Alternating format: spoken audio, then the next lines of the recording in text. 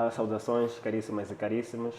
Sejam todos bem-vindos a mais um programa do nosso e vosso Pod Contas. Eu sou o Melquisedeque Luhuma e uma vez mais estamos então aqui para conduzir esse nosso programa, as nossas conversas com temas versados em contabilidade e auditoria. Para hoje, na sequência dos temas da auditoria, nós hoje vamos para a auditoria externa, a auditoria financeira, e trazemos como proposta de tema a auditoria externa no setor financeiro bancário. Vamos falar sobre os avanços e os desafios neste setor. Como tal, trazemos aqui, como sempre, não é, um convidado com uma experiência relevante no setor.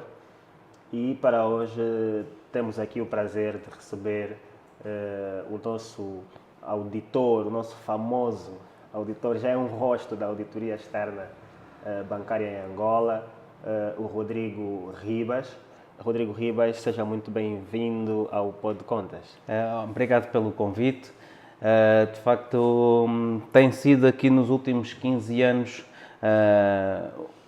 um processo que temos feito em Angola, um processo que ainda não está, de facto, terminado, que é trazer um conjunto de novidades ao setor. Os bancos têm sido, ao longo dos anos,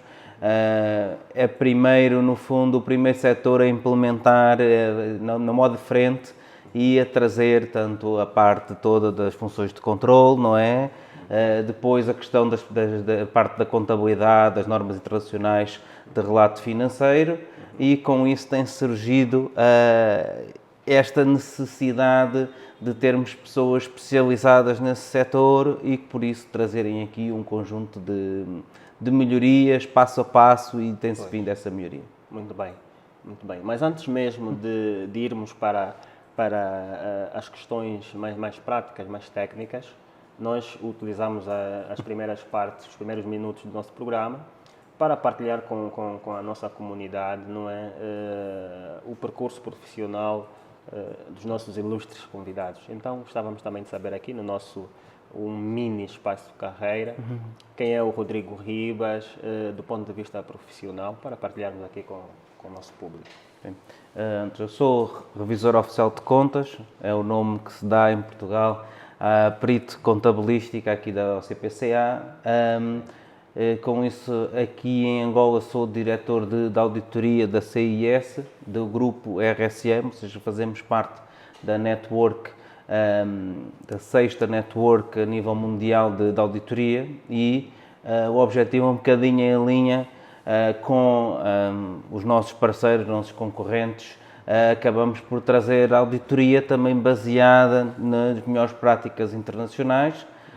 E é isso um bocadinho o que eu faço no dia-a-dia, principalmente na parte da banca. Temos feito auditoria aos mais diversos bancos, instituições financeiras, bancárias, não bancárias, e é importante percebermos que é um processo que precisa de mais gente, e por isso também o meu papel na parte, às vezes, também da formação, e tem sido também uma área que nos temos vindo a destacar, particularmente no acompanhamento das normas internacionais de contabilidade.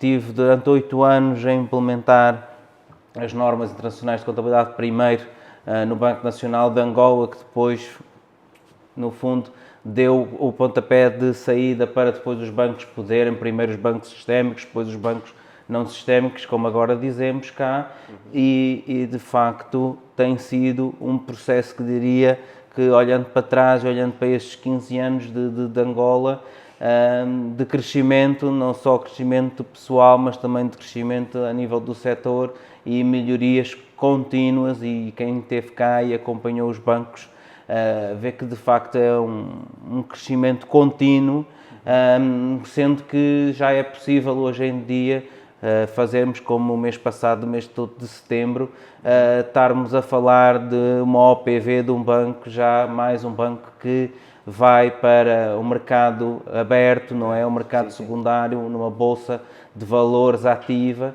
e que com isso, de facto, mostra que é um setor pujante, com interesse por parte das pessoas. Acho que maioria das vezes que vou à faculdade, a maioria dos estudantes pergunta-me sobre o setor bancário e pergunta-me como é que é para trabalhar num banco ou de fazer consultoria a um banco ou auditar um banco, e por isso é uma área que de facto é muito interessante. Se calhar quase como antigamente ser jogador da bola ou ser jogador de basquete aqui em Angola, a maioria das pessoas quer ser alguma coisa no setor bancário. Certo. Ótimo. Então estamos a falar que o Rodrigo trabalha com auditoria financeira aos bancos mais ou menos há quanto tempo? Há 15 anos. 15 anos. Sim. 15 anos de auditoria financeira aos bancos. Certo. Muito interessante. Tem experiências com auditoria cá em Angola apenas ou também tem fora de Angola? Comecei em Portugal, com a auditoria e ainda nessa altura com muitos bancos presentes em Angola. Ou seja, os bancos portugueses com muita exposição à Angola, e então aos poucos de facto vim cá para fazer a auditoria, tanto da parte, ou seja, a auditoria de facto não é só a parte financeira, também temos um grande processo, a parte dos controlos, a parte de salvaguarda de bem de clientes, registro de imparidades, e que com isso comecei a vir para cá e apaixonei-me um bocadinho por esta terra, no sentido de fazer também a auditoria, e entretanto fui ficando. Depois, ou seja, fazia tanto a auditoria no banco em Portugal, depois as suas subsidiárias em Angola, Cabo Verde, Moçambique, São Tomé, ou seja, aqui um conjunto de países, maioritariamente dos PALOPs, onde os bancos portugueses detinham subsidiários, bancos mais pequenos, bancos locais, para fazer as atividades de mercado internacional. Muito bem. Depois, com o desafio a partir de 2011, 2012, em conjunto do BNA, de fazermos a implementação de cá das normas internacionais, não é? Ou seja, vivíamos aqui ainda num plano, diria, intermédio entre uma coisa mais local, como é o PGCA, e as IFRS, e de facto chegou à altura de se implementar as IFRS como um todo, que esperemos que tão cedo também as empresas normais, diria, não do setor financeiro, vejam também a luz verde para poder implementar as normas internacionais, e com isso de facto foi necessário vir mais tempo para cá e dedicar-me a fazer o plano de contas angolano, a fazer a sua adaptação aos bancos locais e à realidade local, e depois todo o envolvente, começando então no BNA, e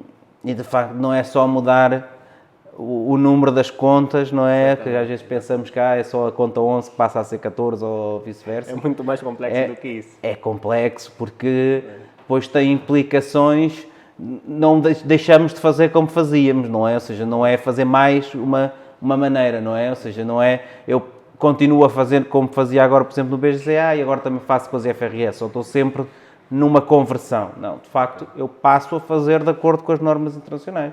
Deixo de fazer de outra forma, não é? Sim. E fazendo dessa forma, claramente, depois tenho que ter o orçamento pensado para esse tipo de registro, tenho que ter a parte fiscal, o enquadramento fiscal, de acordo com as normas internacionais, e tenho que, acima de tudo, o meu modelo de negócio, o meu modelo de pensar a entidade, bancária ou não bancária, tem que ser pensando que eu vou registar daquela forma, e por isso não posso mais basear-me num conjunto de pressupostos que já não são mais válidos, ou de me esquecer, por exemplo, de termos como justo valor ou perdas por imparidades esperadas, não é? Como é o caso da IFRS 9, que passam a ser coisas do dia a dia, e eu já não posso mais pensar o meu reporte financeiro, a minha realidade financeira, a minha situação financeira, sem ser baseada nesses princípios elementares. Muito bem. E aqui já tocamos naquele que é o primeiro tema que nós queremos abordar aqui com o Ribas. Mas estamos a falar então de 15 anos de Angola. Ribas, 15 anos de Angola, então já é angolano. É um pouco. É uma vida. É um pouco. Não é um pouco nada. Pois, e já agora somos nós que saímos a ganhar. Temos aqui um especialista que domina o setor há 15 anos. E para quem já nos acompanha um pouco, sabe que não é a primeira vez que estamos aqui em conversa com o Ribas. Estivemos na plataforma a ser auditor do Smith Corrente, o meu irmão, um grande profissional aí da auditoria interna. E normalmente,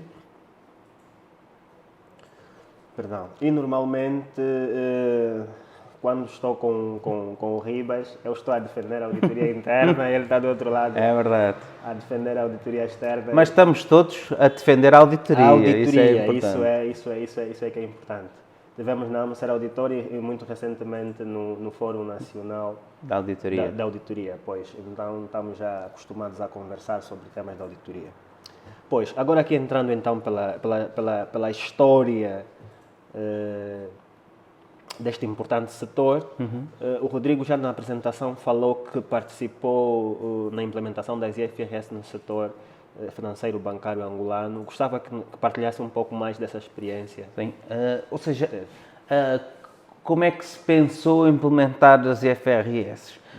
Quando se implementou as IFRS, um bocadinho, há os contabilistas que se calhar que acompanham muito aqui também o setor, se calhar são contabilistas, foi um bocadinho implementar o IVA, não é? Sim. Quando nós ouvimos falar agora mais recentemente da implementação do IVA, a maioria das pessoas que me cruzava diz: isso aqui em Angola é tudo diferente, isso não se vai-se fazer, ou vai-se fazer à maneira angolana, não é? Ou seja, com um bocado de kuduro, ou samba, ou aqui qualquer coisa aqui, e não se vai implementar como se faz no resto do mundo. O mesmo se aplicou aqui um bocadinho, havia uma desconfiança do que era isto, implementar as normas internacionais de contabilidade. E pensou-se, não, nós vamos fazer umas normas angolanas e depois é uma mais ou menos. Mas logo de um princípio, não, isto é para implementar tão bem ou melhor do que se faz lá fora, não é? Ou seja, e partindo desse princípio, o BNA de facto disse: nada melhor do que eu mostrar que somos capazes, enquanto Banco Nacional, enquanto Banco Supervisor, de dar o exemplo de implementarmos nós mesmos também as normas internacionais. Ou seja, o BNA tem várias funções, mas diria que 3 grandes funções, não é? Ou seja, primeiro a função de gestão da política macroeconómica, não é? Com a parte da emissão de moeda. Depois temos a questão de ser o supervisor e ter também a função de executar ou executante de um conjunto de operações a mando do Ministério das Finanças, não é? Com a conta única do Tesouro. Okay. Mas com estes, de facto, princípios, foi, diria, um ponto essencial, que é termos o Banco Nacional a dar o exemplo e a mostrar é possível. Numa primeira fase, e que tem sido resolvido ao longo dos tempos, ainda se fizerem a consulta do relatório do Banco Nacional, é público, ainda tem ali alguns temas que não estão totalmente compliance ou totalmente a 100% com as normas internacionais. Até porque elas não estão feitas para um Banco Central, não é? Ou seja, não estão pensadas para ser um Banco Central.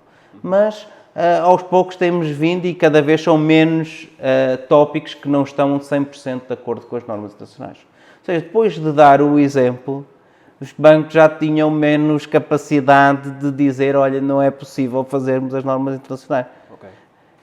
Agora, de facto, foi um caminho, um trilho para se percorrer, porque é preciso não só a parte do contabilista saber e conhecer e ter formação, obviamente, sobre as normas internacionais, como todo o banco precisa de entender conceitos, diria, básicos ou transversais às normas internacionais de contabilidade, porque também foi uma altura de mudança com a crise financeira, não é? Ou seja, ali depois de 2010, 2011, e, de facto, ficou importante centrarmos não só no registro contabilístico, que é o que os colegas da contabilidade fazem, mas também em tudo o que se transmite da parte do relato financeiro. E então aí sim é importante a envolvência de todos os departamentos de um banco, todas as pessoas trabalharem em conjunto, cada um com os seus contributos para um relato financeiro tão bom ou melhor como se faz lá fora. E aos poucos os bancos têm-se tornado, não é, um guia também para um conjunto de empresas, muitas realmente que fazem parte dos grupos económicos dos bancos, mas também outras que, baseado na experiência que temos tido com o setor bancário, também outros querem fazer este percurso de implementação de normas internacionais. E diria que é algo interessante quando olhamos para os relatórios, ou seja, são públicos, é só ir aos sites dos bancos e podem fazer o download e ler, são documentos com muitas páginas, 300 e tal páginas, muitos. O que é que nós vimos na parte, então, que é o que nos interessa mais a nós os dois, na questão do relatório de auditoria? Certo. É que quando o auditor faz a emissão de um relatório, ele utiliza um referencial contabilístico, não é? Ou seja, eu comparo e digo que se entendo que as demonstrações financeiras do meu cliente, neste caso de um banco, são ou não de acordo com aquele referencial contabilístico, se apresentam de forma apropriada, verdadeira e apropriada, a posição financeira da empresa de acordo com aquele livro, de acordo com aquele manual. Não é? Exatamente. E nós o que vemos é que o número de reservas, apesar de não interessar muito o número, não é? Mas de facto é algo que qualquer pessoa, mesmo se calhar um estudante em auditoria, pode ver, não, de facto eles tinham muitas situações e agora já têm muito menos situações em aberto. Há que, a nível dos bancos como um todo, ou do setor bancário, podemos revelar questões como o cálculo da própria a imparidade na área do crédito a clientes, são áreas que ainda diria que ainda estão não num nível de maturidade suficiente para, a nível global da banca como um todo, dizermos que estamos compliance, mas é um percurso que temos vindo a fazer e, de facto, muitos desafios que temos ultrapassado em conjunto e também com esta ótica de parceria, muitas vezes, com a banca, com fóruns, sentarmos todos à volta da mesma mesa, não é? E é sempre bom, acho que é um mercado bom nesse sentido. Um mercado angolano que as pessoas conhecem, também quase todos trabalhamos na mesma cidade, não é? Na cidade de Luanda, e com isso é fácil a cooperação entre os bancos e ver quem é que nos pode ajudar para resolver este ou este assunto. Muito bem. Então, esse processo de implementação das IFRS no BNA teve mais ou menos quanto tempo? Ou seja, primeiro começou-se com a apresentação das contas, não é? Ou seja, a apresentação do relatório e contas em IAS-IFRS. Só que depois é que se vê, não é? Ou seja, numa política de conversão, não é? Ou seja, numa primeira fase de conversão, ou seja, como é que era no modelo antigo, como é que fica no modelo novo, mas depois vem a alteração de tudo, não é? Ou seja, os procedimentos já deixam de ser o sistema, no caso do BNA, o sistema SAP, deixa de ser utilizado a versão antiga, passa a ser utilizada uma versão IFRS. Okay. Todos os que são, por exemplo, ou seja, o registro contabilístico, hoje em dia, nos bancos, a maioria é feita com interligadores, com interligações entre vários sistemas, deixa de estar pensado ou bloqueado num sistema antigo e passa a estar de acordo com as IFRS. Depois, tudo o que tem a ver com orçamento, mais no caso do BNA, não só na contabilidade orçamental, mas também tudo o que diz respeito ao próprio orçamento de Estado, tudo foi passado para ser na parte, diria, já de acordo com as normas internacionais de contabilidade. Depois também a própria parte fiscal, ou seja, todos os impactos de eu já não ter registado de uma certa forma e ter registado de outra, e as discussões também com o MINFIN, com a Autoridade Geral Tributária, no sentido de adaptar os próprios maneiras de pensar ou os próprios pedidos da AGT no sentido de se adaptar àquilo que é da maneira nova de registar. Okay. E isso, de facto, foi ali o pontapé de saída, só terminamos todo este processo em 2018, ou seja, terminar tudo, depois também... De 2011 a 2018, porque também depois mesmo a avaliação das pessoas, os KPIs das pessoas, ou seja, tudo tem que estar baseado neste novo modelo, não é? Porque não se pode continuar a ter processos da maneira antiga, porque essa maneira já não existe. E é já isto, 2011 a 2018, vamos a falar aí de 7 anos, mais ou menos, é para dar a entender A dificuldade, a complexidade de sair de um modelo para o outro, não é? Muito bem, muito bem. Agora, que a nível depois dos bancos, já foi um processo mais célere, não é? Ou seja, os bancos também participou nesse processo em alguns bancos comerciais? Depois apanhei, no fundo, também as primeiras demonstrações ao nível dos bancos. Okay.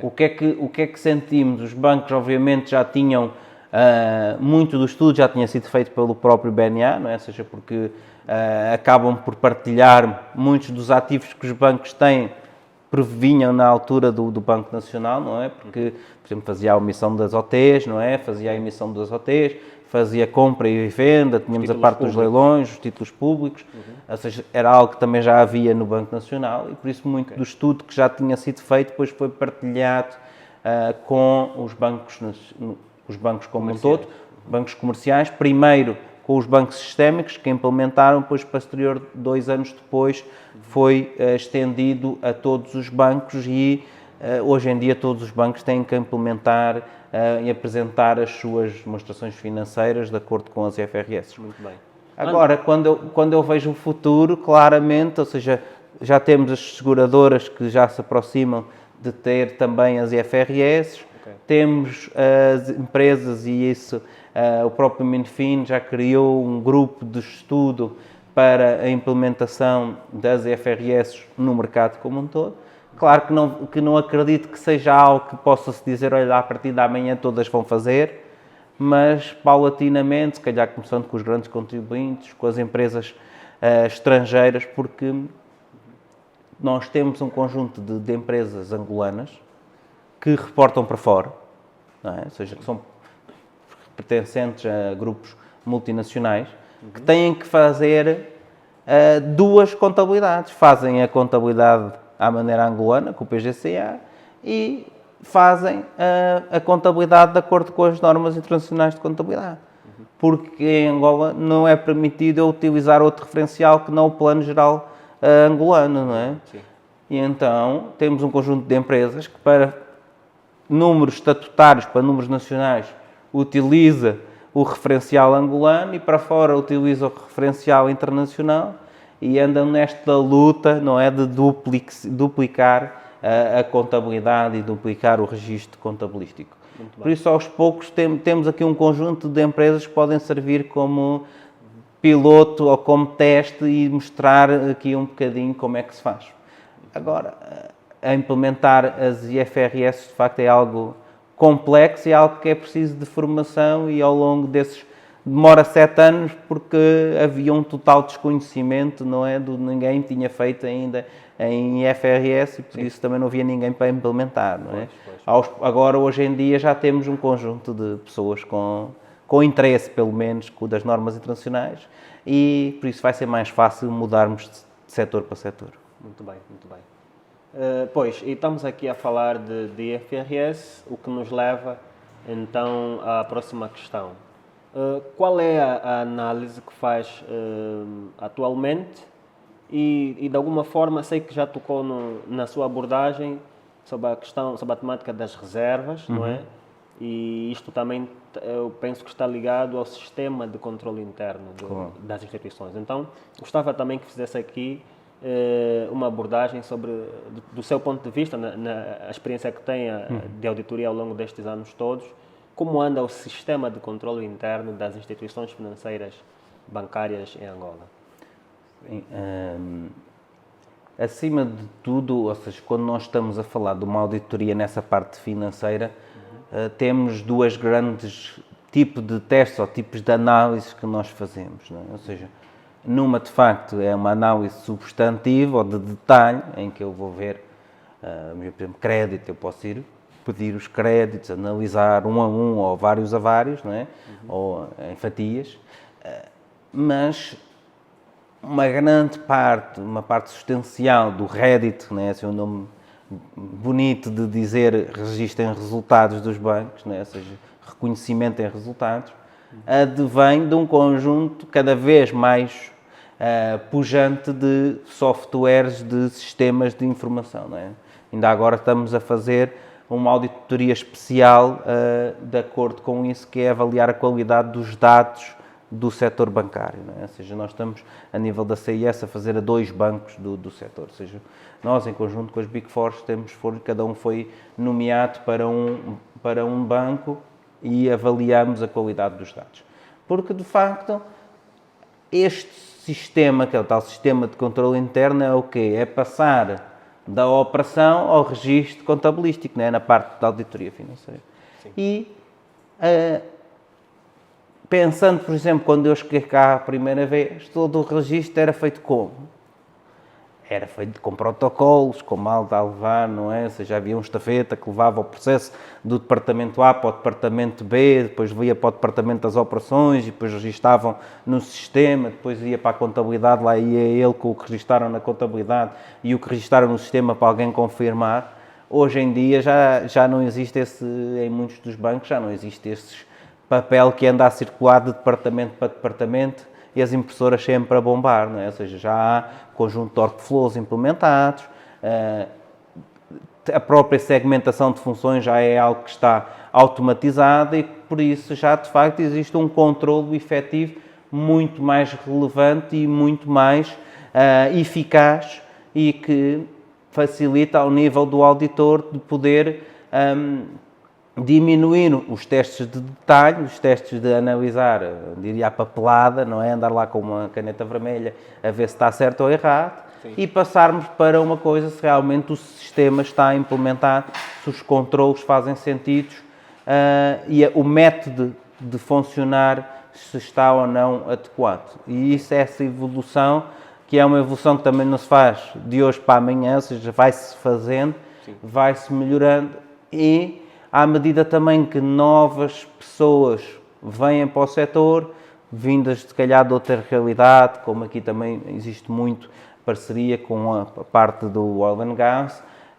muitas pessoas que vêm para o setor financeiro vindo do oil and gas, ter mais engenheiros propriamente, a parte da informática, a parte de sistemas, trazem também muito essa componente, não é? A segurança primeiro, cybersecurity, têm sido também áreas que têm vindo a evoluir e com isso temos um sistema hoje em dia muito mais robusto. Pois, de 1 a 10, qual é a nota que daria ao sistema de controle interno da banca? Não, acho que acima de tudo temos que usar sempre comparativamente, não é? Ou seja, se for a uma terra em que todos são anãos, você vai ter 10, não é? Da altura. Se for a NBA, se calhar tem 2, não é? Ou seja, o importante é que, seja qual for a escala que nós usemos, claramente, se calhar há tempo atrás que eram 5 e agora estamos num 7 ou num 8, não é? Ou seja, nós estamos a crescer. Ainda não estamos no nível que todos pretendemos chegar, pelas limitações que temos, pela diversidade de pessoas, ou seja, nós temos o problema que não podemos esquecer em Angola, da literacia financeira, que também temos em Portugal, que estamos melhor à medida que o mercado de capitais em Angola evolui, à medida que as pessoas vêem-se notícias sobre o mercado financeiro, sobre o que é uma ação, sobre o que é uma obrigação, sobre o que é o mercado primário, o que é uma corretora, o que é uma distribuidora. Ou seja, à medida que é um tema que se vai falando e que, infelizmente, no ensino em Portugal ou em português, em Angola, em Moçambique, em São Tomé, não se tem o hábito de ensinar nas escolas nada sobre dinheiro, porque acaba por ser um tema meio tabu, não é? Sim, sim. Então tem-se vindo a fazer e aqui salientar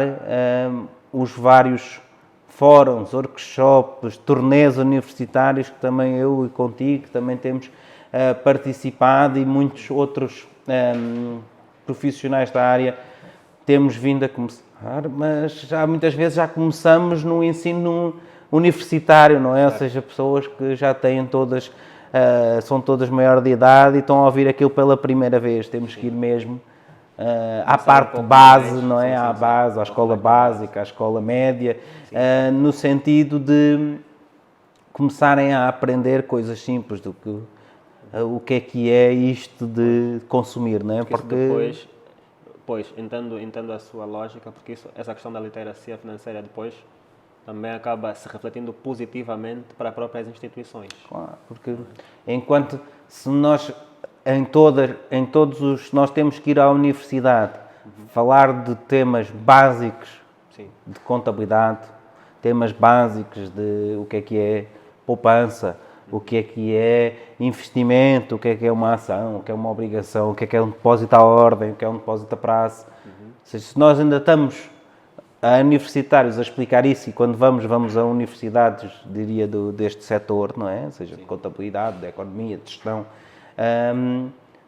já devíamos estar a falar de temas um pouco mais complexos. Não é? Ou seja, ainda estamos, cada vez que lá vamos, estamos a falar de temas básicos, só quando vão para o mercado profissional é que começam pela primeira vez a ver temas mais complexos. E às vezes são temas demasiado complexos e precisamos depois de os bancos, as seguradoras, as empresas, as corretoras, as distribuidoras, de fazer esse trabalho com estagiários, muitas vezes, e dizer assim, olha, vocês já deviam se calhar estar aqui num nível superior que é necessário para fazerem este tipo de operações que nós fazemos, estes tipos de registros que nós temos aqui, então vamos ter aqui um conjunto de formação, não é? E muitas vezes as próprias consultoras, auditoras, apesar de falar às vezes mal aqui do nosso papel, mas nós recebemos um conjunto muito grande de pessoas vindas das faculdades que temos que fazer esse enquadramento e essa formação contínua também num ambiente já profissional. Não é? Excelente, excelente. Ficou aqui então, ficaram já aqui duas espécies de recomendações, duas espécies de conselhos aqui do Ribas sobre a necessidade de apostarmos mais na literacia financeira e na formação contínua. Depois vamos falar também desse tema da formação, porque o Rodrigo Ribas citou aí na introdução da importância que este elemento tem para as próprias instituições financeiras bancárias de uma forma particular. Pois, e fica então aqui estas duas recomendações, dizia eu, literacia financeira, partirmos mais na base e a própria continuidade desse tipo de instruções já para os profissionais inseridos no mercado de trabalho. Isto tem impacto no próprio sistema de controle interno das organizações, porque quem faz as organizações são exatamente as pessoas. Claro. Pois, e ficou muito claro e recebemos e estamos aqui a partilhar com a nossa comunidade. Ainda nesta senda do sistema de controle interno, qual é a apreciação que o Ribas faz da relação entre o regulador, BNA, com os bancos comerciais, exatamente nesta ótica dos resultados da auditoria, porque há pontos, há temas específicos que o regulador tem maior atenção e que eu penso que vocês como auditores também levam com alguma atenção, fazem alguma chamada de atenção aos bancos ou aspectos que vocês olham com maior atenção porque o regulador exige. Estou aqui a assumir mais ou menos isso. Então, qual é a percepção que faz dessa relação?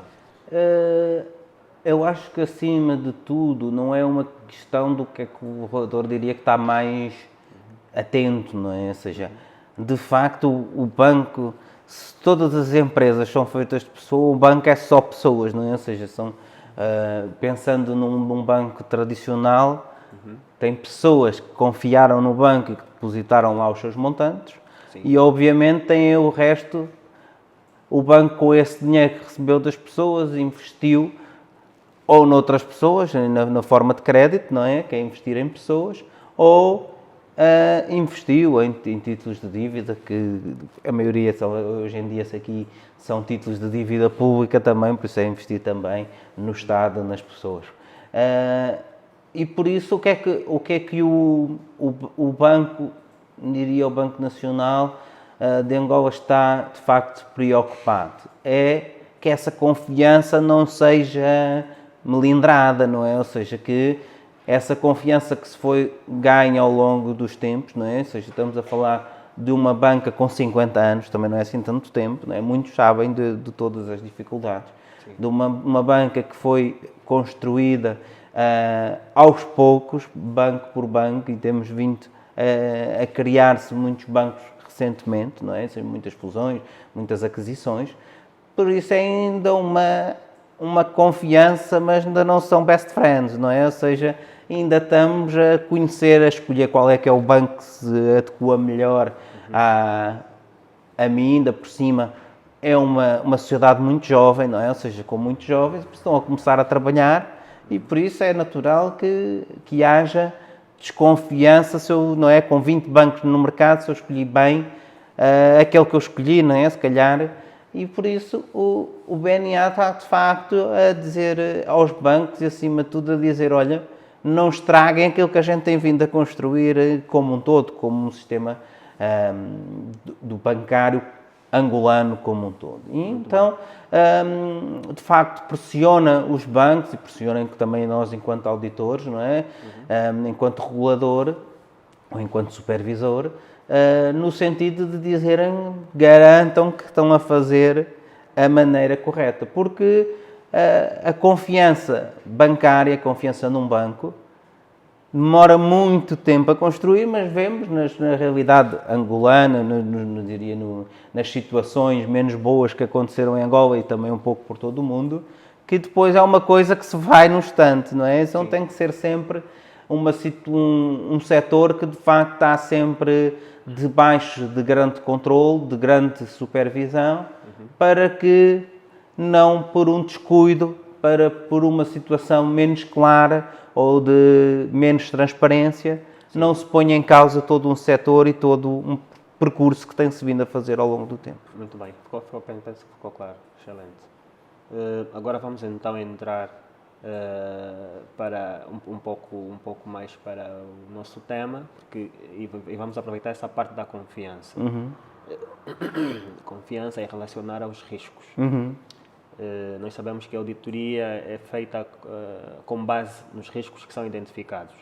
E no caso particular da auditoria externa, quais são estes riscos identificados relacionados com as demonstrações financeiras bancárias? Os principais ou, de uma forma geral, se quiser ser mais específico, pode entrar para específico. Ou seja, o objetivo da auditoria é, de facto, validar quase o escudo quanto a danos nas demonstrações financeiras. Vamos imaginar quase como se fosse um cofre de demonstração financeira e à volta tem um conjunto de sistemas de segurança, ou segurança na porta, que pode ou não estar acordado, pode estar a dormir, sim, pode ter arma ou não pode, ou seja, pensando no cofre, de facto há muitas maneiras de proteger aquilo. Pode ter um sistema automático, se calhar ter um sistema, pode ter um cão a proteger ou pode não ter, pode ter arma ou não ter.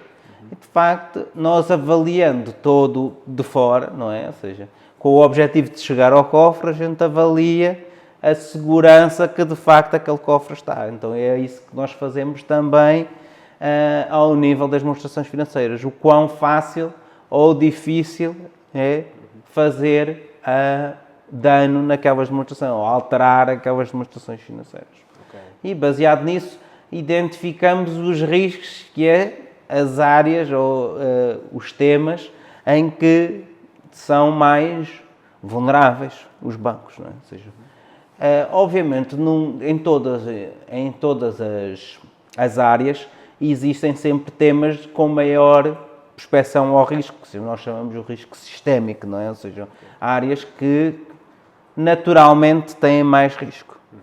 Qual é que são essas áreas? Sim. Pensando na parte dos bancos, não é? Certo. Ou seja, algo claro é tudo o que mexa com aspectos julgamentais, aspectos de estimativas, aspectos de prever o futuro, não é?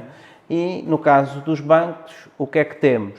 Temos o registro da imparidade, não é? Ou seja, como é que eu vou calcular quanto é que eu penso que vou perder com um instrumento, ou que posso vir a perder com um ativo financeiro no futuro. No futuro. Ou seja, é algo que claramente é julgamental, não é? Ou seja, eu vou fazer à minha maneira e tu vais fazer à tua e vamos chegar a números diferentes, não é? Ou seja, cada um vai poder utilizar indicadores diferentes, com base naquilo que eu conheço e nos bases que eu tenho internamente, e tu utilizas outros dados com base naquilo que tu conheces e com base no teu próprio conhecimento e raços que vamos chegando. Agora, uma coisa é certa, vamos chegar ambos a algo que esperamos todos, algo que seja analisável e que depois vamos, ao longo do tempo, vendo quem é que estava mais certo, não é? Ou seja, se nós vamos dizer, olha, até neste ativo que nós temos há 2 anos, eu acho que vou perder 10 e tu achas que vais perder 50%, passado 2 anos, eu vou poder fazer, nós até usamos aqui um nome assim, técnico, que é o backtesting, que é usar o quê? É depois a gente dizer, então, tu estavas com o teu modelo, tu chegavas a 10, tu usavas 50. Qual é que foi a realidade? Dizer assim, eu de facto há 2 anos estou a perder 45%. Então, dizer, o teu sistema está a analisar muito melhor que o meu, porque eu estava a pensar que ia só perder 10. Okay. Ou vice-versa. Não é? Ou seja, então, esses sistemas todos julgamentais e de estimativas são temas que, obviamente, têm um risco. Pois. Depois, também temas mais técnicos no sentido de tudo o que tem a ver, por exemplo, com o acréscimo de custo. Não é? O que é o acréscimo de custo? É eu ter um conjunto de serviços contratados e que, por incapacidade do meu fornecedor ou, por exemplo, por questões contratuais, ele ainda não me enviou a fatura para eu pagar. E a gente diz, isso é fácil, por exemplo, todos nós sabemos quantas faturas é que tendemos a pagar, ainda assim ainda não veio a fatura da Ende, eu sei, olha, ainda falta-me pagar a Ende. Não é? Mas quando pensamos num banco com tanta coisa, pode haver, de facto, algumas coisas que são mais difíceis ou menos difíceis de quantificar e de realmente não me esquecer daquela fatia de custos e de registá-lo corretamente de acordo com o princípio da especialização. Ou seja, não me esquecer dele nos resultados. Sim. Com um sistema cada vez mais robusto, os bancos, neste risco em específico, têm evoluído muito. Ou seja, numa primeira fase, de facto, era algo que tinham muitas dificuldades, hoje em dia têm menos dificuldades, porque já há um maior controle orçamental, já há um maior controle dos próprios concursos que abriram. Os próprios concursos, a maioria até já são públicos, a gente já pode ir aos sites e ver que concursos é que os bancos têm abertos, e com isso, uma maior transparência e também uma maior previsão de realmente quanto é que eu estou a pagar nos mais diversos departamentos. E isso tudo contribui para um registro contabilístico mais fiável e mais, no fundo, certo, não é? Ou seja, nós, enquanto auditores, avaliamos o processo, os procedimentos internos, para vermos o quão seguro está aquele sistema de falhar ou não e mitigar as situações menos certas ou menos confiáveis de algum... abrirem ali um bocadinho mais a abertura ao erro. Não é? Sim. E temos aqui que perceber que hoje em dia também temos um sistema como um todo muito mais estável. Não é? Ou seja, há pouco tempo atrás, os bancos não conseguiam ter luz certa, a internet ia abaixo, havia pouca internet, não havia dados móveis, e hoje em dia também as próprias telecomunicações também possibilitam um conjunto de procedimentos mais atuais e um bocadinho em linha com o que se faz um pouco por todo o mundo. Muito bem.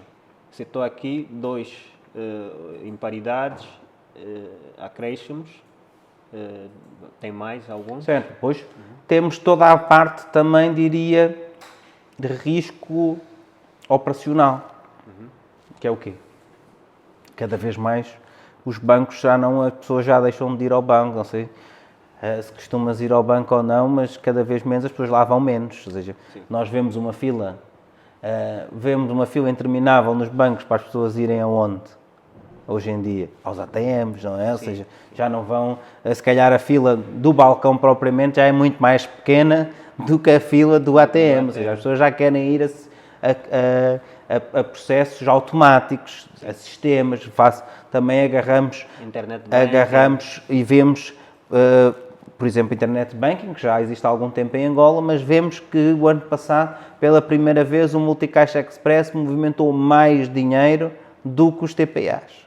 Okay. Ou seja, nós, através do sistema do multicaixa Express, vemos que, e agora então que aumentou os limites, não é? Ou seja, no mês passado aumentou os limites, Sim.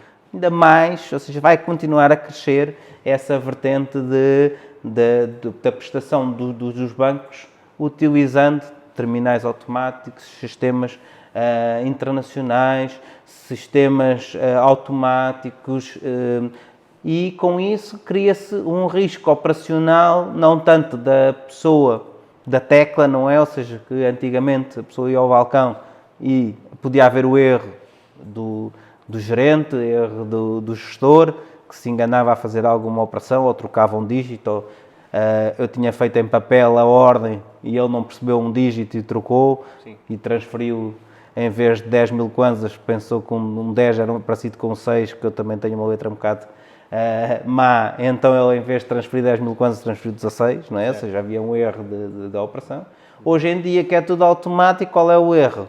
É de alguém se aproveitar indevidamente desse sistema, não é? Como é o caso de crimes de cibersegurança, questão de ataques aos servidores, ataques aos próprios utilizadores, e-mails falsos, sistemas meio piratas ou transversais, não é? Cópias de sites, cópias de aplicações. Ou seja, há um conjunto também de outros riscos hoje em dia que podem pôr em causa as demonstrações financeiras ou pôr em causa a confiança nos bancos. Pois, nesse grupo de riscos, vocês também não olham para o risco, ou não se enquadra também o risco de crédito?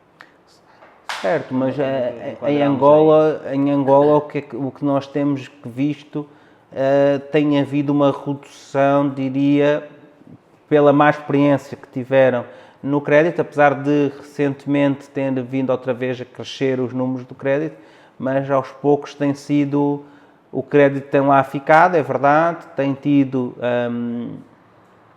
um tratamento de recuperação, de reestruturação dos créditos que tinham, mas pouca concessão nova, ou seja, o risco de concessão tendencialmente tem vindo a ser baixo pela inexistência de grandes operações cretícias novas. A parte principal do crédito tem a ver com o que disse no início, que tem a ver com o registro da imparidade, ou seja, eu poder ter um sistema robusto que me permite, para o crédito que já foi estabelecido, eu poder calcular quanto é que eu perco ou quanto é que eu estimo perder ao longo da vida do crédito. E não tanto com a concessão nova, porque de facto a concessão nova, pelas taxas que estamos a praticar no mercado hoje em dia, dos bancos, tem sido particularmente que ou ao abrigo do famoso aviso 10, não é? Ou seja, crédito no setor primário, maioritariamente, primário e secundário, e com isso também número reduzido de operações e os bancos já aprenderam também, já têm sistemas robustos, comitês de crédito, comitês de análise desse risco, e por isso já diria que é uma área que já tem ali bastantes controles e já não vão a dar crédito a todos, não é? Ou seja, já se faz um muito bom controle a quem é que vamos dar, se a pessoa tem a informação, se temos os dados necessários, se eu consigo quantificar bem o risco interno e atribuir scorings a cada um dos clientes, permitindo assim dar o crédito a realmente, por um lado, a quem realmente precisa e a quem tem uma finalidade concreta para aquele crédito e que eu possa monitorizar a sua utilização ao longo da vida do crédito. Muito bem. Pois, Ribas, tu estiveste recentemente pela Finance Expert Academy do Adilson Fernando, a ministrar formação sobre IFRS. E lembro-me, né, eu participei como formando, e lembro-me que tu fizeste uma questão e quase todos não acertaram. Como é que é a estrutura do balanço de um banco? Porque a maior parte dos formandos estão habituados à contabilidade nos termos do PGC, claro. PGCA. Nós temos uma estrutura de balanço que, por sinal, é diferente da estrutura de balanço do banco. Então, queria que falasse sobre a estrutura do balanço do banco e como é que vocês analisam Porque este balanço? é algo também recente, não é? Ou seja, só com a implementação. Primeiro aqui um contexto, diria, geral. Ou seja, o que é que o banco tem? A nível do passivo tem dinheiro de pessoas, não é? Ou seja, de pessoas individuais ou pessoas coletivas. A minha conta à ordem, a tua conta à ordem, tem a conta das empresas, não é? Tem os depósitos a prazo e isso, no fundo, é o passivo dos bancos, não é? Sim. Pagamentos a fornecedores que ainda estão pendentes, poucos, não é? E operações, diria, em trânsito. Depois, quando olhamos para a parte dos ativos, o que é que os bancos têm? Que ativos são estes dos bancos? Temos as reservas obrigatórias, ou seja, uma parte dos depósitos tem que ficar a guarda do BNA, cerca de 1/5, cerca de 20%. Fica lá arrumado nas reservas obrigatórias, numa conta específica junto do BNA, e o resto, os outros 80% do dinheiro que eles têm dos clientes, investem em crédito, investem em títulos, investem em aplicações, alguns investem no estrangeiro, em títulos soberanos ou não soberanos estrangeiros, mas, na verdade, nós estávamos habituados ainda antes da IFRS 9 a arrumá-lo então um bocadinho como fazíamos. Como fazemos no PGCA, no Plano Geral de Angolano, o que é que fazemos? Arrumamos gavetas de acordo com a natureza do ativo. O que é que nos diz a IFRS 9? É que não mais a gente deve arrumar pela natureza do ativo, ou seja, não mais vão ter OTs, então eu empurro os OTs todos para a gaveta dos OTs, como se fosse a arrumar os brinquedos lá. Temos uma caixa, eu pelo menos quando eu era criança tinha uma caixa com carros, tudo o que era carros, não é? Eu agarrava e metia na caixa dos carros. Depois tínhamos uma que era dos autocarros, metíamos todos os autocarros dentro da caixa dos autocarros. Antigamente fazíamos assim. O que é que agora, com o acordo com o IFRS 9, a gente faz? Em vez de eu arrumar os carros todos no mesmo sítio, eu perguntar à área, diria, uma sala de mercados, por exemplo, para que é que compraste aquele título? E em vez de eu arrumar todos os títulos no mesmo sítio, eu arrumar, se eu compro uma OT para ficar com ela até ao final para receber os cash flows todos, eu arrumo, por exemplo, no custo amortizado. Se eu comprar uma para negociação, a minha carteira, todos os títulos que eu comprei para negociar, para ir vendendo, se comprei a 100, se alguém aparecer a 110, 120, eu vou vender, porque agora alguns compraram ações agora de bancos, não é? A bolsa tem vindo a subir, então o que eles fazem é meterem uma ordem de venda para poder ganhar a curto prazo, não é? Então, de acordo com este modelo, chamado modelo de negócio, ou um pensamento estratégico, nós vamos arrumando nessas gavetas e não mais de acordo com o tipo de instrumento. Muito bem, muito bem.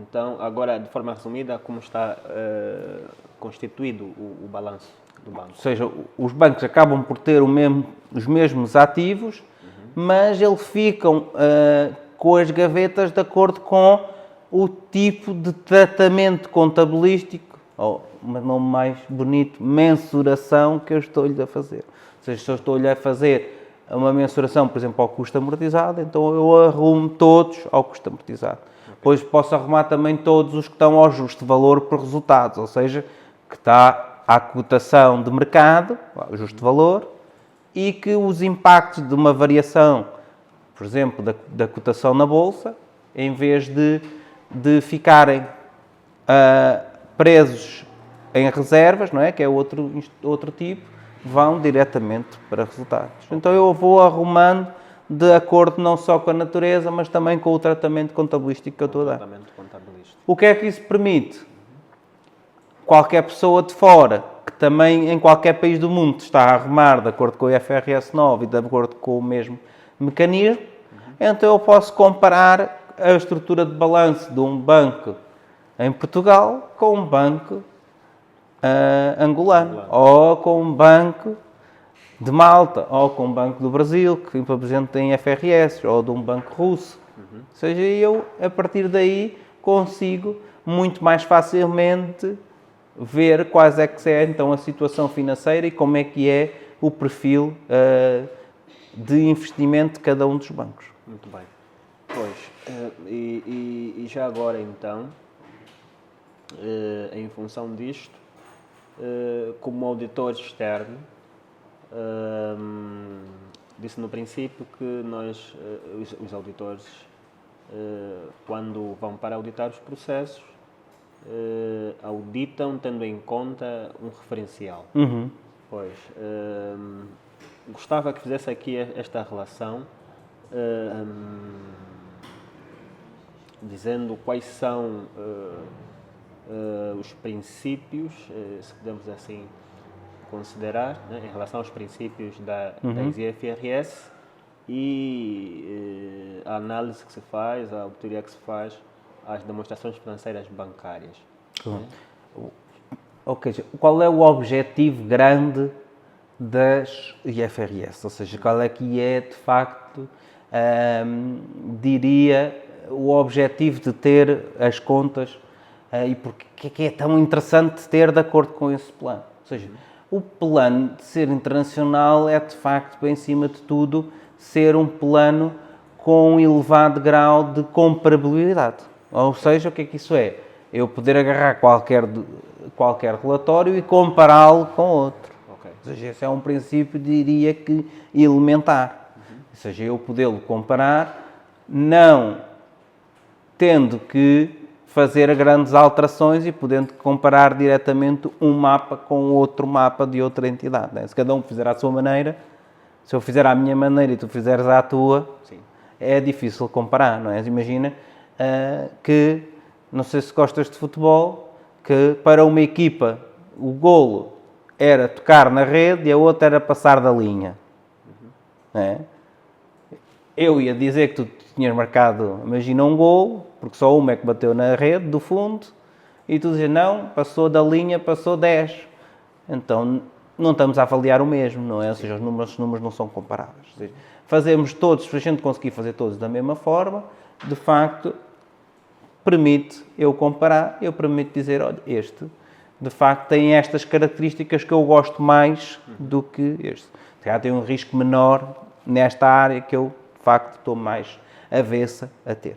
Okay. Por outro lado, também a questão, cada vez mais as IFRS trazem um balanço, diria, ao justo valor. O que é isto? É um balanço que, de facto, não é um balanço baseado em contextos históricos. Quanto é que me custou, como é o caso do custo de aquisição, ou pensarmos só, por exemplo, no custo amortizado. Ou seja, é um que se foca muito mais, até com a questão da IFRS 13, de quanto é que este ativo vale no mercado. Okay. E então estamos sempre numa postura mais de, se ele se quisesse desfazer disto, quanto é que dinheiro é que afinal valia aquilo que ele tem. Então estamos sempre numa postura de mercado e muito menos numa postura contabilística que, historicamente, a gente é book value, não é? Ou seja, quanto é que está nas contas registado. Sim. Ou seja, agora já não interessa tanto por quanto é que eu comprei, não interessa tanto por quanto é que foi registado, interessa quanto é que o mercado valoriza aquilo. Ou seja, esse também é um princípio, eu diria, uma área relevante nas próprias normas internacionais. E da parte depois também importante, a questão da continuidade e da especialização. Okay. O que é isto? Na área da continuidade é eu estar a fazer uma empresa, mas estar a fazer com a prevenção de que ela vai perdurar por tempo, sim, ou seja, que não vai fechar já. Se já apresento umas contas numa ótica de que a empresa está para durar, sim, e depois, na ótica da especialização, é que abandono a contabilidade que se calhar faz aqui a zungueira, não é? Ou seja, comprou por X, pagou X, recebeu X. Então vamos fazer não a contabilidade de acordo com a caixa, mas uma contabilidade de acordo com a especialização no exercício certo. Ou seja, se eu vendo uma coisa, mas isso que eu estou a vender, imagina, é um serviço.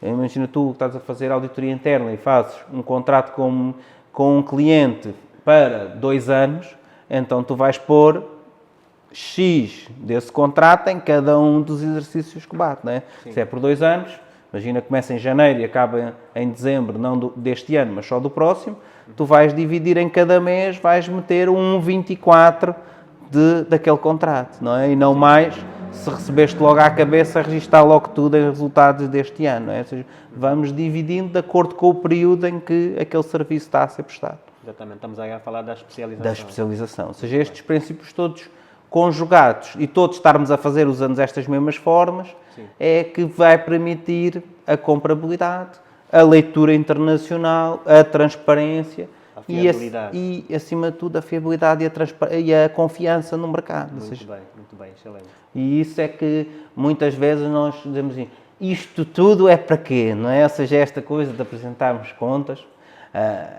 a maioria às vezes até dos contabilistas, não é? Dizem assim, não, isto é só para ver quanto é que a gente tem que pagar de impostos. Não é? Às vezes a gente remete tudo para a parte da prestação de contas fiscais, não é? Ou seja, e de facto é bem mais importante do que isso, porque se fosse só para o passado, não é? Ou seja, já não precisamos de aplicar estas regras todas, porque o importante cada vez mais é a gente olhar como é que esta empresa está preparada para os desafios que aí vêm, não é? Ou seja, não para o que passou, e que obviamente tivemos que X de resultado fiscal e por isso tivemos que pagar imposto, mas, acima de tudo, como é que a empresa está preparada para os futuros que se adivinham, a questão da inteligência artificial, obviamente, a questão da mudança da forma de consumir das pessoas, a poupança cada vez mais ativa, as pessoas cada vez a quererem as coisas para ontem, necessidades que temos de habitação para todos, isso é um problema transversal e universal, e com isso tudo criar a nível dos bancos um banco pensado para uma pessoa que pode hoje estar aqui em Luanda, amanhã está noutra parte qualquer do mundo e quer à mesma fazer atividade bancária em Luanda, não é? Quer ir de férias e quer ter à mesma acesso às minhas contas, quero estar em casa de pijama a ver televisão e a fazer operações bancárias, quero fazer a operação bancária e quero ligar para ti, quero que tu confirmes que recebeste o valor, não que a gente fique 3 ou 4 dias à espera que o dinheiro chegue à tua conta, não é? Ou seja, essas mudanças e esse imediatismo que nós estamos a ter hoje em dia das operações, vem também um conjunto de riscos, não é? Porque é de facto possível, eu hoje agarro na tua conta, agarro no teu telemóvel e tem lá formas de tu fazeres transferências automáticas e pode ser usado ao para o bem, que é tu pagares ao teu amigo o que deves e não teres que ir para a fila do banco, esperar que siga a tua vez, falares com o teu gestor para ele transferir, estás numa conversa, estás a dever dinheiro ao teu amigo e faz a transferência e ele recebe o dinheiro, não é? Escusas de estar com o dinheiro físico na mão, mas também isso pode ser usado para o mau sentido, para te tirarem de montantes, e no balanço é que tem que haver aqui uma confiança grande no setor, um setor que funcione e que seja útil para as pessoas no seu dia-a-dia. E temos o auditor externo para garantir, O auditor externo, um bocadinho, até podemos falar aqui das sinergias, que é uma área muito interessante, não é? A sinergia, ainda tivemos no fórum a falar sobre isso, que é para que é que serve então o auditor, tanto o interno como o externo. É dar a confiança que realmente todos estão a fazer esforços nesse sentido, que o processo a nível interno está compliance e que todos estão a fazer e que ele faz sentido para apresentar o registro contabilista adequado, para apresentar os mapas adequados, para fazer que não tem ali uma situação de alto risco que não foi devidamente calculada ou monitorizada.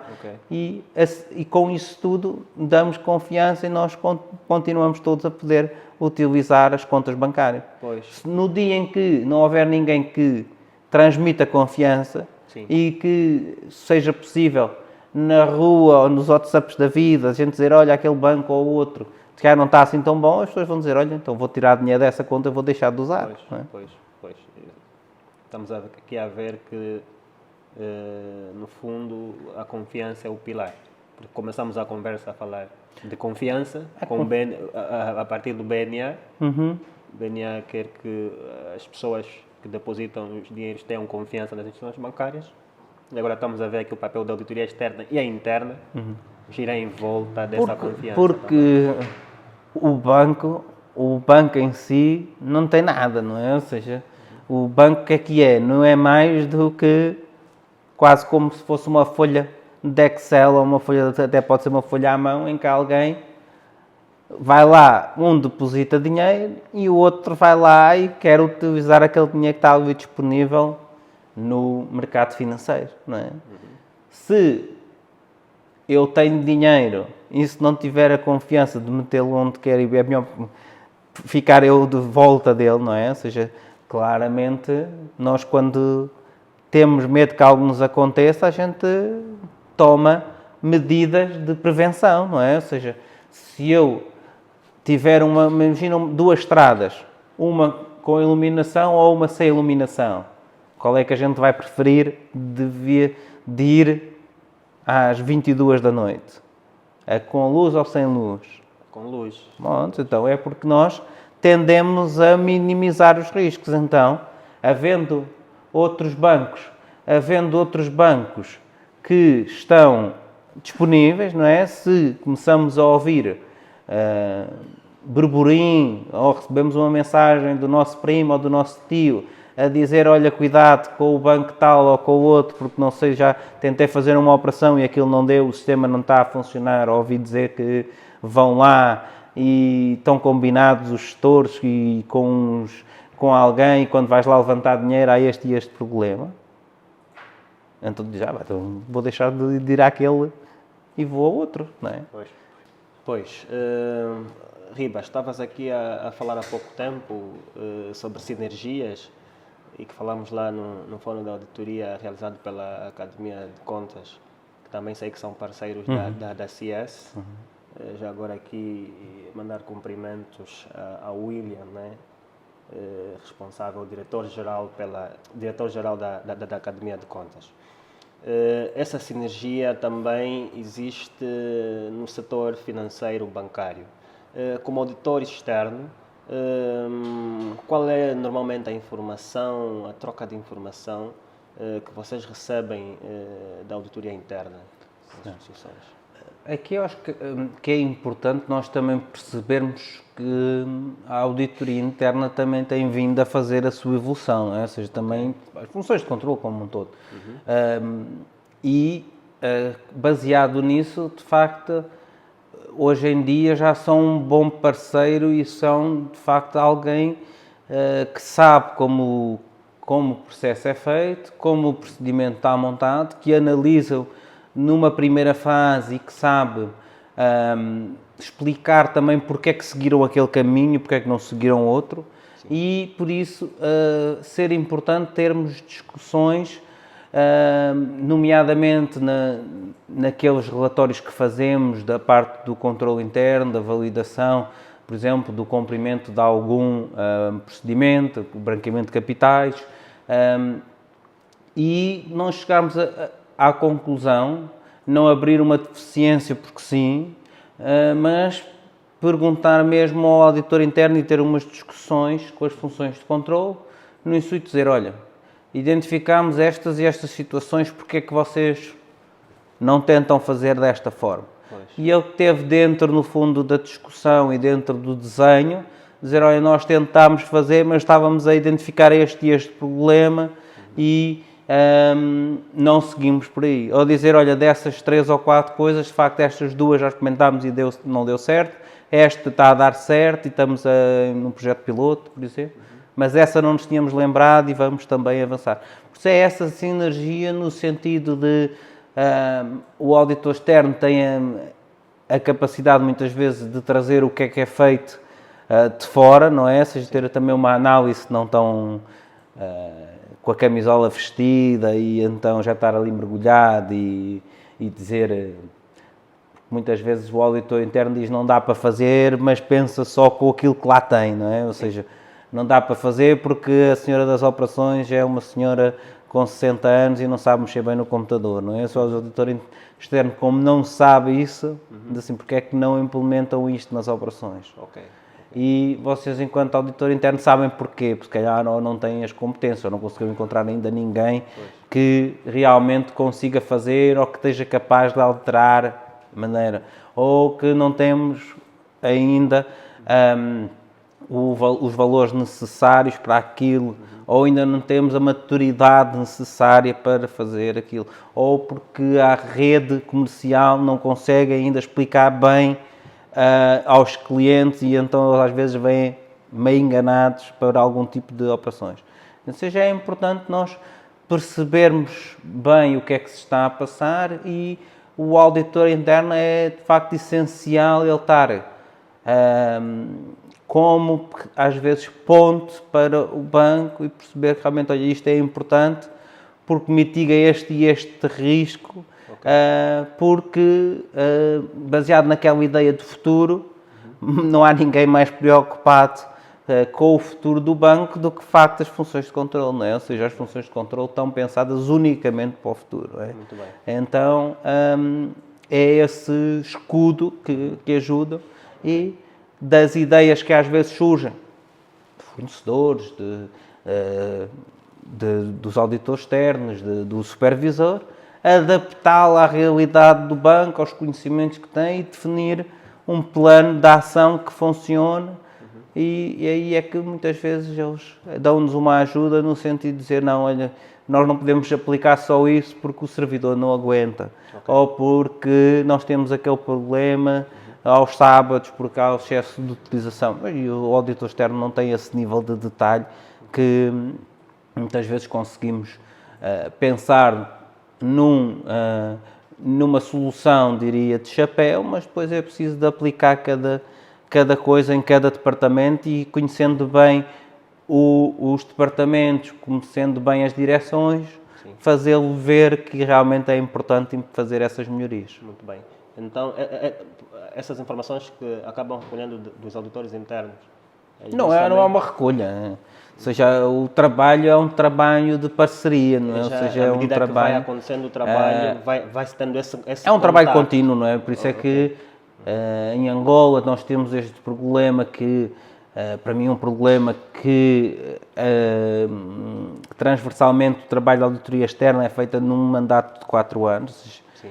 É de facto curto, em muitos casos, para conhecer a realidade ao detalhe, ao nível de detalhe, e por isso precisamos de ajuda no sentido de, às vezes até podemos lá deixar um conjunto grande, muita folha com melhorias, mas com ainda pouco detalhe de como é que aquilo se implementa num banco, como é que se implementa numa empresa, e é preciso que o auditor interno perceba aquilo que ficou e como é expectável que ele fique e perdure para além daquele mandato, que vá fazendo também a ponte entre o auditor externo de hoje com o que foi anteriormente e com o que seguirá daí para a frente. Porque ele é o dono da casa. É o dono da casa, é o guardião da casa. Exatamente. Pois, e no princípio da nossa conversa também falou que, além da auditoria de informações financeiras, os auditores externos fazem outros tipos de auditoria. Sim. Pois, quais são estes?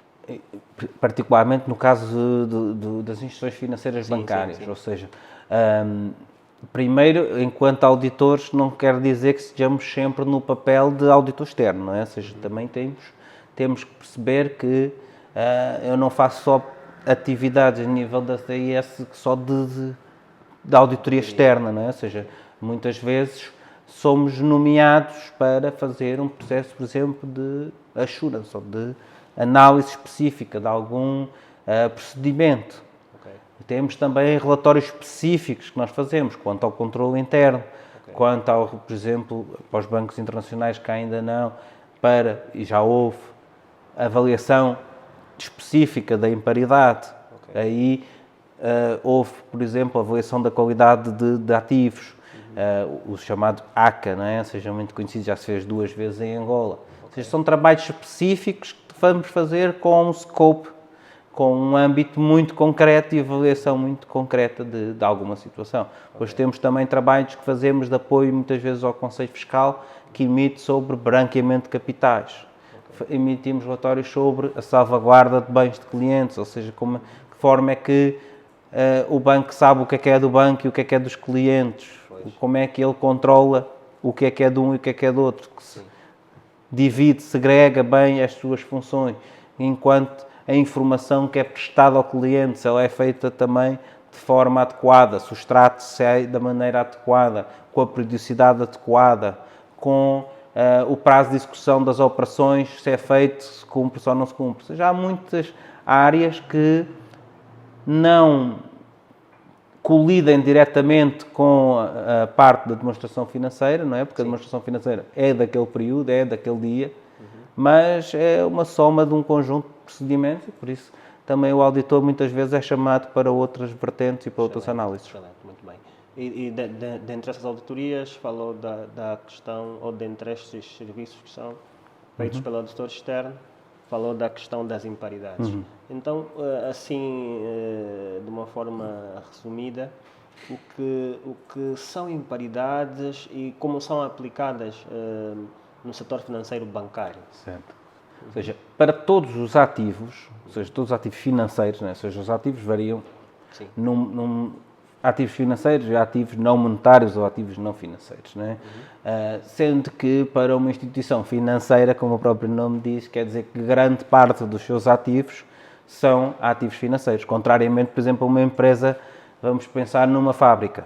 Sim. Uma grande parte dos seus ativos é a própria da fábrica, um ativo não financeiro, não é? Ou seja, um ativo não monetário.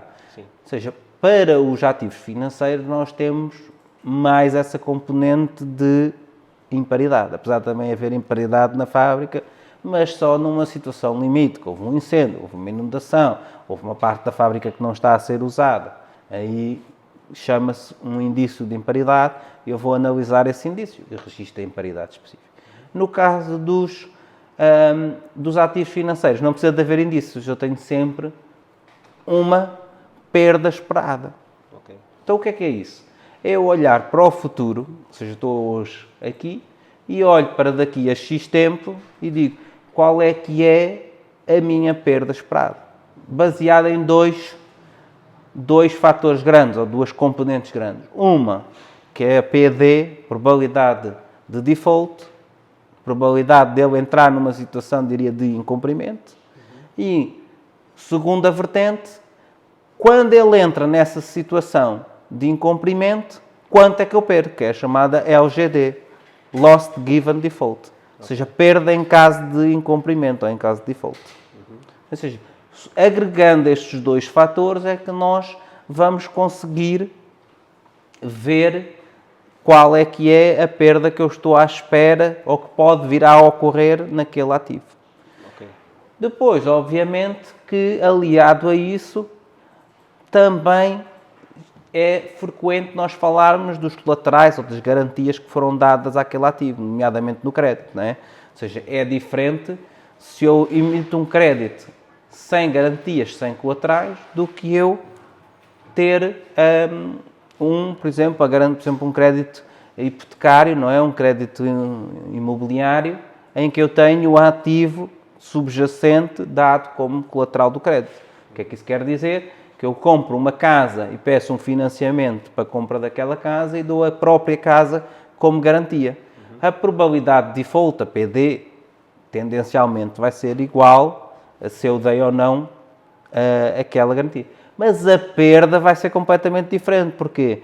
Porque em caso de incumprimento, eu posso agarrar na casa, o banco, posso agarrar na casa e vender e a perda já vai ser do total do crédito, vou abater o valor daquele ativo quando eu vender, não é? O valor da venda. Sim, sim. Então, a perda esperada, obviamente, vai ser menor. Então, é frequente juntarmos estes conceitos. Agora, é um tema que envolve várias vertentes do banco e não é só a área de risco ou só a área do crédito que está aqui envolvido, porque para fazermos uma análise de AIA sistemática ao longo dos tempos, em várias datas de reporte, precisamos ter um processo adequado, ter as pessoas com conhecimentos técnicos e conhecimentos destes assuntos muito robusto e, cada vez mais, um sistema confiável, um sistema com grande capacidade que permita ter os dados históricos e os dados prospectivos que são utilizados, não é? Ou seja, esses dados do futuro, todos os dias a serem calculados, recalculados, para eu poder fazer uma estimativa afinadinha da perda por imparidade. Ok, e qual é a diferença? Eu sei que tem a diferença com que o PGC trata de provisões. Certo. Qual é a diferença? As provisões, de facto, utilizando a designação mais correta, a provisão é para um não ativo, ou seja, provisão é uma possível saída, um possível cash flow, uma saída de caixa futura de algo que não esteja relacionada com o ativo, não é? Porque eu, para ter um ativo, eu, em princípio, já o adquiri, não é? Ou seja, já é um ativo meu. Então, quando eu falo de uma provisão, é de algo que não está registado enquanto ativo. O que é que poderá ser, então, uma provisão? Por exemplo, um processo que eu tenho judicial. Ou seja, não tenho o processo, não é um ativo, não é? Sim. Ou seja, um processo judicial e eu faço uma análise e posso chegar à conclusão que é provável eu ter uma possível saída, uma indemnização que vou pagar a alguém, um pagamento de um imposto que eu não tinha feito na altura, que não tenho registado no passivo, porque a minha análise diferiu da análise que a AGT fez daquele processo em questão. Sim. Então eu crio uma provisão. Diferente é uma imparidade, porque na verdade a imparidade é o quê? É o menos ativo. O que é? É agarrar num ativo, um cliente. Vamos imaginar um cliente de uma empresa que vende algum produto, vendeu o produto a um cliente e ele não pagou a pronto pagamento, pagou a crédito. Então, qual é que é a perda que eu estou à espera naquele cliente? Qual é a probabilidade de ele não me pagar e eu tentar incorrer naquela cobrança daquela dívida e não ser bem conseguido, não é? Então eu tenho ali um ativo que vale de valor bruto, vamos imaginar, 1 milhão de kwanzas, mas eu se calhar só espero receber 800 ou 900 porque tenho ali uma possível perda de 100 ou de 200. Okay. Ou seja, e isso é que é uma imparidade, ou seja, de um ativo que eu tenho registado, Sim. tenho ali um risco quantificado de X%, que difere muito das provisões. Exatamente. E para imparidades são calculadas de forma diferente. Para as imparidades, como é que funciona? A imparidade é de um ativo, eu vou ver o quanto é que eu penso que posso vir a perder no futuro, qual é a minha perda esperada. Pois. Não é? Por exemplo, dessa tal venda de um cliente, que é um ativo, não é? Vendo ao cliente, fico com um ativo, uma conta a receber de um cliente, Sim. Mas se ele não me pagar, ou se eu vir que ele é pouco provável que me pague, eu vou começando a registar. Pois, tem um referencial onde certo. se vai buscar... na parte das imparidades é a IFRS 9, não é? Da parte dos ativos financeiros. Da parte dos ativos não financeiros é a IAS 36. Ok. Está bem. Então ficou aqui essa diferenciação e essa abordagem relacionada com as imparidades. Agora, falamos também que existe um rácio muito importante que devem ser observados no setor financeiro bancário. Eu gostava que partilhasse aqui qual é a importância que... Ou seja, o principal rácio que se costuma falar, mais tradicionalmente, era o rácio de transformação. Okay. O rácio de transformação era o quê? Ou seja, a capacidade que eu tinha de transformar os meus depósitos, os meus passivos, não é? No caso do banco, em ativos que tradicionalmente era a área do crédito. Ou seja, eu tinha depósitos, quanto é que desses depósitos eu conseguia ter de crédito, certo? Agora tem evoluído porque não se tem centrado os bancos só como uma unidade de crédito. Sim. Então começamos cada vez mais a falar do rácio de transformação aliado não só a crédito, mas a instrumentos financeiros como um todo. Então, da quantidade de ativos, quanto é que eu consigo transformar em instrumentos financeiros rentáveis, ou seja, com rentabilidade, não é? Porque, por exemplo, as reservas bancárias é um instrumento financeiro, mas sem rentabilidade, ou seja, não interessa para calcular esse tal rácio de transformação. Ou seja, o importante é que, mediante esse rácio de transformação, vai também ser importante para eu calcular, como diria no início, a rentabilidade que eu tenho que ter nos meus ativos, não é? Que serão sempre mais baixos numa primeira fase do que os meus passivos, não é? Porque do dinheiro que eu recebi dos clientes, só uma parte é que eu posso investir. Então eu tenho que ter uma rentabilidade maior nos ativos para compensar o que eu pago nos passivos, na parte dos clientes, não é? Ou seja, imaginem se eu dou 10% a um depósito a prazo a um cliente, do dinheiro que eu tenho no meu passivo, não é? Estou a remunerar 10%.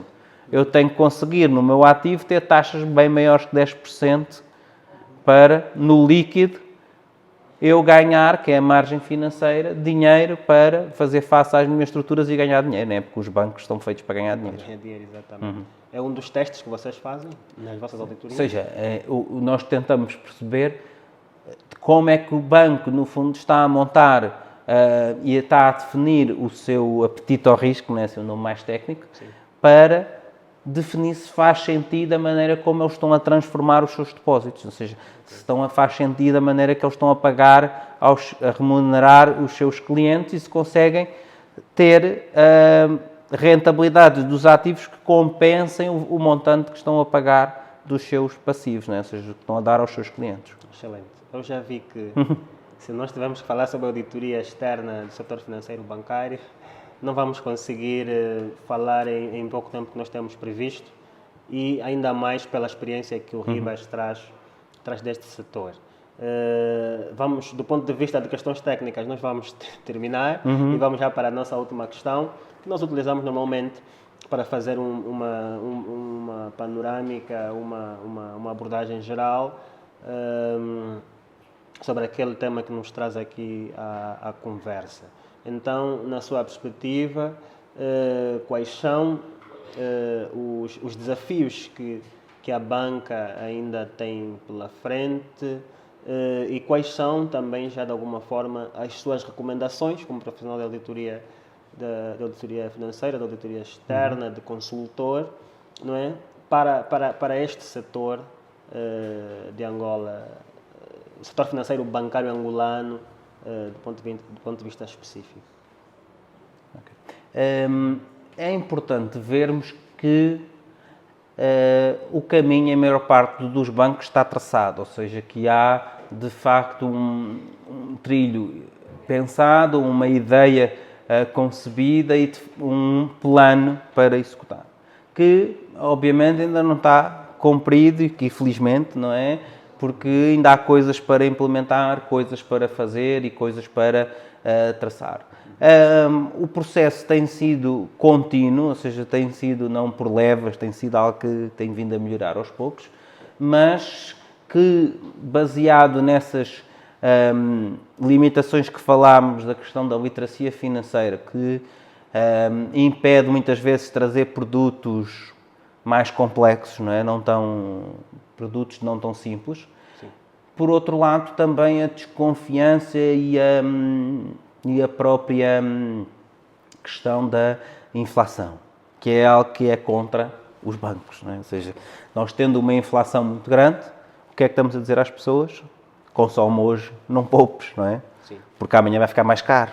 Ou seja, isso é o pior inimigo dos bancos, não é? Ou seja, se nós estamos a dizer às pessoas que é melhor consumir hoje, não é? Que as pessoas só consomem, sim, as pessoas não vão ter dinheiro nos bancos, não há dinheiro no mercado financeiro para poder fazer face ao futuro. Então, à medida que nós vamos, por um lado, conseguindo formar as pessoas, que não é algo que se possa fazer de hoje para amanhã, sim, e, por outro lado, controlando a inflação e a questão também cambial, não é? Ou seja, que vamos controlando os efeitos da inflação, tanto a inflação nominal como a inflação quando pensamos na parte também inerente à própria moeda, Pensando nisso tudo, claramente temos aqui um largo caminho ainda pela frente e de poder trazer um conjunto mais sofisticado de produtos. Sim. Na parte boa é que temos vindo, como é uma população maioritariamente jovem, está habituado a estas questões mais tecnológicas. Temos a ver que aos poucos têm surgido soluções tecnológicas e elas são bem acolhidas pela população maioritariamente jovem. Okay. E com isso, vejo também a capacidade dos bancos poderem implementar, principalmente para os jovens, produtos diferentes, produtos pensados, instantâneos, produtos automáticos, produtos que não são possíveis de fazer em balcão, são só para plataformas móveis. Okay. E os próprios bancos, que temos hoje cerca de 20 bancos no setor, haver uma maior especialização de que bancos é que estão em cada uma das áreas. Ou seja, em vez de nós termos bancos que quase são uma cópia uns dos outros, vejo no futuro bancos mais leves, mais ágeis, em que cada um poderá estar focado, uns mais na parte empresarial, uns mais na parte de mercado, outros mais na parte de retalho, mais na parte familiar, mais na parte da poupança, e depois criarem boas sinergias entre eles para os diversos setores, para servirem-se como um banco aliado. E, havendo essa especialização, combate-se também outro grande desafio em Angola, que é a dispersão geográfica, não é? Okay. Esquecermos só Luanda e fazermos quase o banco de Luanda e pensarmos num banco como um todo, porque os bancos fora de Luanda são bancos gastadores, ou seja, não é difícil um banco sem cenas grandes, não é? Ali no corredor agora do Lubito, a parte do AMBO e pouco mais, criar uma representação de um banco que seja viável, porque temos pouca atividade económica nesse setor, muito distinto, com muitos gastos, de levar para lá dinheiro e trazer de lá dinheiro, ir lá pôr sistemas, ir lá pôr tecnologia, ainda é muito dispendioso e por isso, à medida que os bancos se especializem, se calhar podemos criar aqui uma vertente mais funcionável noutros setores e noutras dispersões geográficas do que na Luanda. Muito bem, ficaram aqui as recomendações, mas como o Rodrigo Ribas veio aqui também e, como disse, é o diretor da auditoria da CS, como é que a CS pode ajudar os bancos? Quais são as soluções que a CS tem para ajudar os bancos a melhorarem essas operações? O que nós temos tentado, no fundo, apoiar, ou seja, que a nossa grande vertente tem a ver com a auditoria e consultoria de gestão, mas temos surgido ainda em fevereiro, na segunda Conferência Nacional de Jovens Contabilistas, nós lançamos a plataforma de formação, a CIS Academia de Formação, e temos disponibilizado um conjunto de formações em formato de e-learning, ou seja, em formatos online, de formações online, que temos vindo a possibilitar aos bancos, maioritariamente, mas também a pessoas, no fundo, interessadas em geral, que têm vindo a fazer cursos, nomeadamente nas funções de controle, na área de risco, na área de compliance, na área de auditoria interna, na área de governance, na área de sustentabilidade, na área de risco cibernético, e com base nisto, que são no fundo as nossas áreas de atuação, desempenhar também um conjunto de contribuir no fundo para a formação do setor e apoiar os bancos nesta árdua tarefa de onboarding, de aceitação de pessoas vindas das faculdades, vindas de outras realidades, de outras empresas que não têm este conhecimento do setor. Por outro lado, também temos desempenhado também este apoio a iniciativas ou workshops que diretamente não ajudam os bancos, mas ajudam muito, porque é preciso formar as pessoas de base e ajudar as pessoas aumentar a literacia financeira e isso depois ajuda muito em aplicar novos produtos bancários. Muito bem. E, por último, diria que trazer também a tecnologia, falámos da análise que nós fazemos agora que estamos a fazer da qualidade dos dados, porque é impossível fazermos uma boa contabilidade, um bom registro financeiro, um bom relato financeiro se não tivermos confiança nos sistemas que utilizamos. Então, na área dos bancos, na área também dos seguros, cada vez mais, na área das empresas públicas, pensarmos no como é que é feita a parte do relato financeiro, como é que é feito o registro contabilístico, pensarmos em coisas cada vez mais, inteligência artificial, registros automáticos, interligações, coisas que facilitem o registro para as poucas pessoas que estão disponíveis para a área e que têm conhecimento não fiquem bloqueadas no registro contabilístico e possam fazer outras coisas, outras análises, Excelente. verificações, e isso vai ser muito importante para um sistema cada vez com mais confiança, em que as pessoas percebem o que lá está e com isso, em vez de deixarem o dinheiro e levantarem o dinheiro todo das máquinas nos últimos dias do mês, põem mais dinheiro no setor financeiro, desenvolvemos mais o setor financeiro e com isso mais empresas vão poder também